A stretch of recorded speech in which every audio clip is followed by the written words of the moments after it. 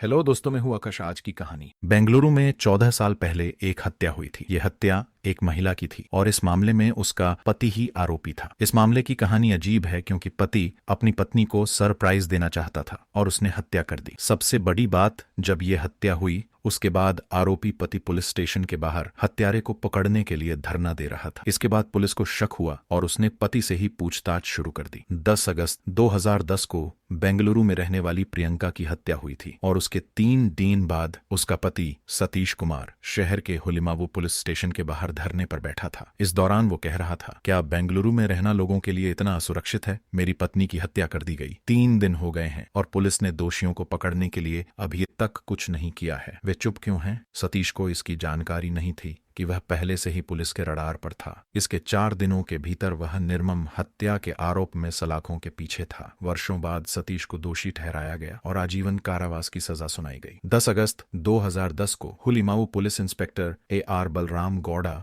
काम पर थे जब उन्हें एक हत्या के बारे में फोन आया। सुबह के लगभग 7:30 थे। मैं अपने स्टाफ के साथ दौड़ा और हमने कुर्सी पर बैठी हुई अवस्था में शव देखा। जब सतीश ने घर की जांच की तो उन्होंने कहा कि 1,25,000 रुपए के सोने के गहने और 2 लाख रुपए नकद गायब थे। हमारे पूछने से पहले ही सतीश ने कहा कि वह हमेशा की तरह सुबह जॉगिंग के लिए घर से निकला था। प्रियंका ने उन्हें फोन पर यह कहते हुए बुलाया था कि पेपर विक्रेता होने का दावा करने वाले 2 लोग घर आए थे। फिर सतीश के अनुसार उसने कहा कि वह उनके लौटने तक उन्हें अंदर न आने दे। 45 मिनट बाद वह जॉगिंग से लौटा तो प्रियंका को मृत पाया। बलराम गौड़ा ने बताया, हम सबूत इकट्ठा कर रहे थे। जब हत्या हुई तो घर का दरवाजा बाहर से बंद था। सतीश के पास एक और चाबी थी और उसने उसे अपने कार्यालय में रखा था। उनके बयान के अनुसार शव देखने के बाद वह अपने कार्यालय इन्फोसिस गए और दरवाजा खोलने के लिए चाबी लेकर आए। पुलिस ने पूछताछ की कि क्या सतीश सुबह सुबह कार्यालय गया था और पता चला कि वह अपने दोस्त किशन के साथ गया था, लेकिन पुलिस को कुछ गड़बड़ होने का शक हुआ। बलराम गौड़ा ने कहा, अगर उसे कार्यालय में प्रवेश करना है तो उसे अपने ID कार्ड की आवश्यकता होगी, जो बायोमेट्रिक कार्ड के रूप में भी काम करता है, जो बिल्डिंग में प्रवेश करने की सुविधा देता है। वह जॉगिंग के लिए ID कार्ड क्यों लेकर आएगा? इसके अलावा अगर उसकी पत्नी ने उसे फोन किया था तो उसने पेपर विक्रेताओं से उसके लौटने तक इंतजार करने और फिर 45 मिनट बाद घर पहुंचने के लिए क्यों कहा? पुलिस ने घटनाओं के बारे में सतीश की भूमिका का जांच करने का निर्णय लिया। बलराम गौड़ा ने कहा, हमने अगले 3-4 दिनों तक उनकी भूमिका को नजरअंदाज करने का नाटक किया, लेकिन हम उनके फोन कॉल और अन्य चीजों पर नजर रख रहे थे। इसी अवधि के दौरान सतीश ने हुलिमावु पुलिस स्टेशन के सामने विरोध प्रदर्शन का नेतृत्व किया। हंसते हुए गौड़ा कहते हैं, हमारी जांच पहले ही उसकी ओर इशारा कर चुकी थी और वह इतना आश्वस्त था कि पुलिस के खिलाफ विरोध प्रदर्शन कर रहा था। 4 दिन बाद हमने उसे उठाया और सारे सबूत दिखाए। उसके पास कबूल करने के अलावा कोई विकल्प नहीं था। सतीश इन्फोसिस में मैनेजर थे, वहीं Priyanka Delhi public school Bengaluru south में टीचर थीं। पुलिस के मुताबिक यह एक सुनियोजित हत्या थी और सतीश का इरादा इसे डकैती का रूप देने का था, जो गलत हो गया। जांच का हिस्सा रहे एक पुलिस अधिकारी ने बताया, उसने शहर के बाजार क्षेत्र से एक चाकू, एक नायलॉन की रस्सी, दस्ताने और सिगरेट का एक पैकेट खरीदा था। हत्या से 3 दिन पहले सतीश ने प्रियंका को एक आश्चर्यजनक उपहार दिया। उसकी तस्वीरों वाला एक matte finish fibre sheet board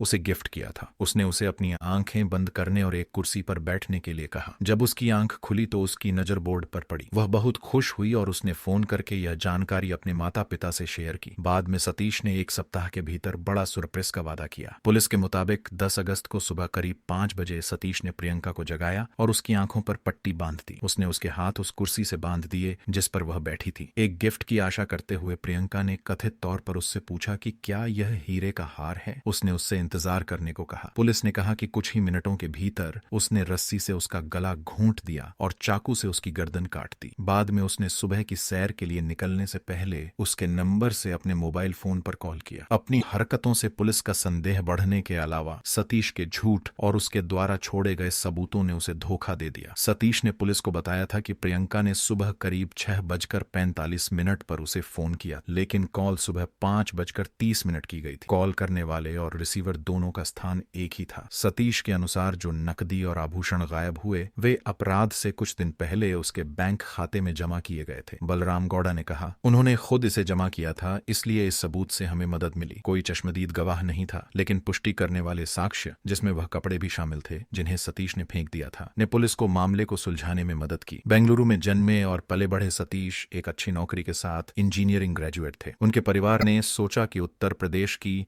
रहने वाली प्रियंका अग्रवाल एक अच्छी जोड़ी हैं और दोनों ने 2007 में शादी कर ली। एक पुलिस अधिकारी ने बताया कि सतीश ने उन्हें बताया था कि उनकी वैवाहिक परेशानियां पहले दिन से ही शुरू हो गई थीं। जब प्रियंका ने देखा कि सतीश ने एक लॉकेट वाली चेन पहन रखी है जिसमें उसके माता पिता की तस्वीर है, तो उसने कथित तौर पर उसे उतारने के लिए कहा। सतीश ने पुलिस को बताया कि उसे यह पसंद नहीं आया। कुछ दिनों बाद उसने कथित तौर पर इस बात पर जोर दिया कि सतीश अपने माता पिता के घर से चला जाए। सतीश ने पुलिस को बताया कि जब वह रोजाना अपने माता पिता से बात करती रहती थी तो उसे ऐसा लगता था जैसे उसने अपने माता पिता को छोड़ दिया है। बाद में दंपत्ति के बीच एक बड़ी बहस हुई जब सतीश के माता पिता उसकी खरीदी गई जमीन के भूमि पूजन समारोह में शामिल होने आए और प्रियंका ने कथित तौर पर उन्हें यह कहते हुए बाहर निकाल दिया कि यह उसके पति की है। एक पुलिस अधिकारी ने कहा, उस दिन सतीश ने फैसला किया कि वह अब प्रियंका के साथ नहीं रह सकता। हत्या के एक हफ्ते के भीतर ही सतीश को गिरफ्तार कर लिया गया और पुलिस ने अदालत में आरोप पत्र दाखिल किया। सबूतों से यह सुनिश्चित हो गया कि सतीश को कभी जमानत नहीं मिलेगी। गौड़ा ने बताया, वह सुप्रीम कोर्ट तक गए लेकिन उन्हें कभी सफलता नहीं मिली। 28 जुलाई 2017 को बेंगलुरु के सिविल और सत्र न्यायाधीश ने सतीश को दोषी ठहराया और आजीवन कारावास की सजा सुनाई। हालांकि बाद में उन्होंने कर्नाटक उच्च न्यायालय का दरवाजा खटखटाया लेकिन उनकी याचिका खारिज कर दी गई क्योंकि उनके खिलाफ पर्याप्त सबूत थे। सतीश की ओर से पेश हुए वकील ने नरम दृष्टिकोण की मांग करते हुए दलील दी। मुकदमे के दौरान आरोपी न्यायिक हिरासत में है। उसने कई कैदियों को प्रशिक्षित किया है, उसने उन्हें शिक्षित किया है और उनमें से कुछ डिग्री प्राप्त करने में सफल हुए हैं। हालांकि न्यायाधीश ने अपने आदेश में कहा, जो कुछ मेरे सामने रखा गया है उस पर गौर करने से यह तथ्य सामने आता है कि जहां तक जुर्माना लगाने का सवाल है, आरोपी उदार दृष्टिकोण का पात्र है। कोर्ट ने 25,000 रुपए का जुर्माना लगाया। बलराम गौड़ा, जो 33 साल की सेवा के बाद पुलिस उपाधीक्षक के रूप में सेवानिवृत्त हुए और मांड्या जिले में अपने फार्म में रह रहे हैं, उन्होंने कहा कि बाद में उनकी मुलाकात सतीश से हुई। उन्होंने बताया, ऐसा हुआ कि मैं उनसे जेल में तब मिला जब मैं किसी अन्य मामले में एक आरोपी से पूछताछ करने गया था। उन्होंने मुझसे अनुरोध किया कि मैं उन पर सख्ती न करूं, लेकिन मेरा काम यही है। डीपीएस शिक्षिका प्रियंका गुप्ता की मां कंचन अग्रवाल ने कहा, मैं अपने दामाद सतीश पर कैसे संदेह कर सकती थी जबकि वह और प्रियंका पिछले 5 महीनों से खुश नजर आ रहे थे। सतीश ने जो भी गर्मजोशी दिखाई वह मेरी बेटी की हत्या के लिए उसके और उसके माता पिता द्वारा लगभग 3 महीनों में रची गई साजिश का पर्दा डालने के लिए थी। शादी के 2 महीने बाद ही प्रियंका को उसके ससुराल वालों ने परेशान करना शुरू कर दिया था। वे उस पर चिल्लाते थे और छोटी छोटी बातों पर उसे डांटते थे। उन्होंने उसका जीना दुश्वार कर दिया था। अगर उन्हें रोटी बनाने का तरीका पसंद नहीं आता था तो वे टिप्पणी करते थे। सतीश हमेशा अपने माता पिता का समर्थन करता था और प्रियंका को उनकी बात मानने के लिए लगातार परेशान करता था। वह कभी भी उसके साथ खड़ा नहीं हुआ। मुझे उसकी सुरक्षा की चिंता थी और मुझे लगा कि वे उसे शारीरिक रूप से नुकसान पहुंचाएंगे। मैंने उसे सावधान रहने के लिए कहा। उसकी शादी के शुरुआती साल अच्छे नहीं थे। वह अपने ससुराल वालों से बहुत ज्यादा मानसिक दबाव में थी। वह अक्सर हमें फोन करती थी और बड़ों के तौर पर हमने उसे सलाह दी कि नए घर में पहले कुछ दिनों में ऐसी चीजें होती हैं, यह समायोजन की समस्या हो सकती है। हमने उसे दिलासा दिया, कहा कि समय के साथ सब ठीक हो जाएगा। कुछ समय शांति का होता था जब हमें लगता था कि सब कुछ ठीक है, फिर अचानक तनाव का दौर शुरू हो जाता था। यह असंतुलन कई महीनों तक चलता रहा। सतीश हमेशा अपनी माँ का साथ देता था। फिर मुझे लगा कि हमने स्थिति का गलत आकलन किया है। मैंने अपनी बेटी को अलग रहने की सलाह दी ताकि उसके ससुराल वालों के साथ रोजाना होने वाला झगड़ा और उनका उस पर दबाव खत्म हो जाए। कुछ प्रयासों के बाद उसने सतीश को मना लिया और उन्होंने अपना घर बसा लिया। पिछले 6 महीनों से वे अकेले थे। प्रियंका मुझे बताती थी कि यह कितना राहत भरा था और वह और सतीश खुश थे। सतीश फोन करके बताता था कि वह प्रियंका से कितना प्यार करता है। सतीश के माता पिता उन्हें सिर्फ कुछ फोन कॉल ही करते थे, लेकिन तनाव कम हो गया था और ससुराल वालों के साथ रहने के दौरान पहले से ज्यादा खुशी थी। मैं इस साल मार्च में बैंगलोर आया था। कुछ दिनों बाद प्रियंका और मैं उसके गठिया के इलाज के लिए केरल गए। हमने वहाँ अच्छा समय बिताया। मैं 28 जून तक वहाँ रहा और फिर लखनऊ के लिए रवाना हो गया। इसके बाद सतीश ने मुझे कई बार फोन करके बताया कि वह प्रियंका से किसी भी चीज से ज्यादा प्यार करता है। उसने शिकायत भी की कि उसने उसे कार गिफ्ट करने का फैसला किया था और पैसे भी अलग रखे थे, लेकिन वह इसे स्वीकार नहीं कर रही थी। उसने मुझसे कहा कि मैं प्रियंका को उपहार स्वीकार करने के लिए मनाऊं। फिर उसने फिर फोन करके बताया कि वह उसके लिए एक सोने का सेट खरीद रहा है। जब सतीश प्रियंका के प्रति अपने प्यार का इतना इजहार कर रहा था तो मुझे क्या यकीन था कि वह उसे मारने की साजिश रचेगा। मैं कैसे सोच सकती थी कि मेरा दामाद मेरी बेटी की हत्या की योजना बना रहा होगा। मुझे इस बात का जरा भी अंदाजा नहीं था कि आगे क्या होने वाला है। कुछ दिन पहले ही सतीश ने फोन करके कहा था कि सब ठीक है। फिर अचानक प्रियंका का गला घोंटकर और चाकू घोंपकर हत्या कर दी जाती है। क्या मैं मूर्खों की दुनिया में जी रहा था? केरल से लौटने के तुरंत बाद ऐसा क्यों हुआ? जब उसने उसे कार और सोने का सेट देने का वादा किया था, जब उसने कई बार कहा था कि वह वह उससे किसी भी चीज से ज्यादा प्यार करता है। मैंने और मेरे परिवार ने पूरे प्रकरण पर विचार किया। हमें लगा कि पिछले कुछ महीनों में सतीश ने जो गर्मजोशी दिखाई थी वह दरअसल उस साजिश का पर्दाफाश थी जो केरल में हमारे रहने के दौरान रची गई थी। सतीश और उसके माता पिता को इस बात का मलाल था कि प्रियंका ने उन्हें अलग कर दिया है। वे इस बात से नाराज थे कि उन्होंने अलग घर बना लिया था और प्रियंका उसके माता पिता की बात नहीं मान रही थी। मेरा मानना है कि उन्होंने उसे दूर करने का फैसला किया ताकि उसे और उसके माता पिता को अलग अलग रहने की जरूरत न पड़े। हत्या मेरे जाने के 30 दिन बाद ही हुई। जिस तरह से सतीश ने हत्या की योजना बनाई, उसने जो बहाने बनाए, जिस तरह से मामले को छुपाया, मीडिया और पुलिस को दिए गए उसके बयान, उसका रोना और अपने दोस्त को फोन करना, ये सब दिखाता है कि यह एक साजिश थी। गर्मजोशी और स्नेह के पीछे सतीश और उसके माता पिता में दुश्मनी और बदला बढ़ रहा था। मेरा मानना है कि उनकी गर्मजोशी का उद्देश्य गुमराह करना था ताकि हम हत्या के बाद उन पर उंगली न उठाएं। हम सतह पर देख रहे थे और हमें कुछ भी गलत नहीं लगा। यह हमारी ओर से एक दुखद धारणा थी। इन्फोसिस टेक्नोलॉजीज ने कहा कि उसने अपने मानव संसाधन प्रबंधक सतीश गुप्ता को निलंबित कर दिया है, जिन्होंने कथित तौर पर अपनी पत्नी प्रियंका गुप्ता की हत्या की थी। कंपनी के एक अधिकारी ने कहा कि इन्फोसिस को मामले के संबंध में बेंगलुरु पुलिस से कोई सूचना नहीं मिली है तथा विस्तृत जानकारी मिलने के बाद ही आगे की कार्रवाई की जा सकेगी। कंपनी की ओर से जारी बयान में कहा गया है, इन्फोसिस इस वीभत्स घटना से स्तब्ध और दुखी है। हम उनकी जांच के लिए अपनी ओर से हर संभव सहयोग करेंगे। हमें पता चला है कि हमारे कर्मचारी श्री गुप्ता को इस अपराध के सिलसिले में गिरफ्तार किया गया है। इन्फोसिस जांच से उपलब्ध तथ्यों की जांच करेगी और हमारे आचार संहिता के अनुसार हमारे कर्मचारी के खिलाफ आवश्यक कार्रवाई करेगी।